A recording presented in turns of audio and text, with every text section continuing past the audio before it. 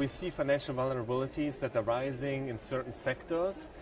We are particularly worried about the corporate sector, where leverage is rising, underwriting standards in some pockets of the corporate sector are deteriorating, and prudential tools are not very well developed.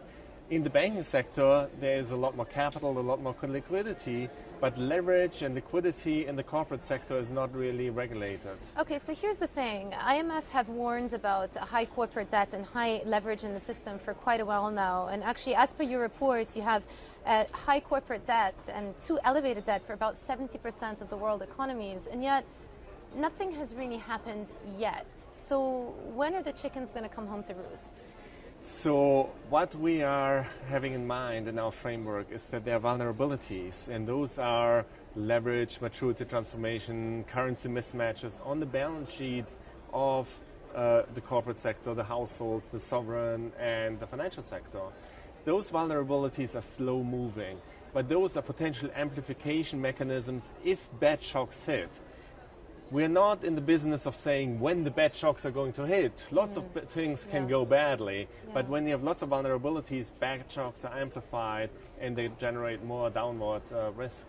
And yet what's interesting is, again, we heard from the managing director earlier today, and she seemed to be welcoming the idea of some fiscal stimulus in China. China is a good example of an economy with very high levels of corporate debt and shadow banking debt as well. And yet, why is fiscal stimulus welcome in an economy that really their leverage levels continue to go up and up?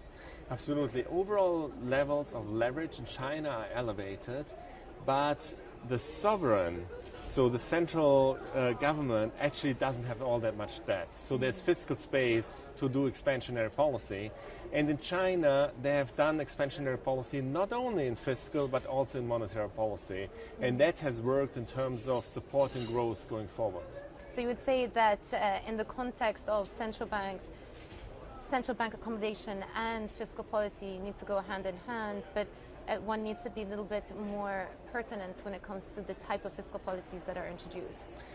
Yes, so it all depends on the particular situation in each country. So in the case of China, inflation wasn't too elevated and there was fiscal space, so both monetary and fiscal policies could be deployed. In other countries, you might have monetary space but not fiscal space, or you might have fiscal space but not monetary space. So it really depends on the country situation. Hi, I'm Joanna Bersecci, and thank you for watching. You can check out more of our videos by clicking on the boxes on the screen. And don't forget to subscribe to our channel for more from CNBC International. Thank you for watching.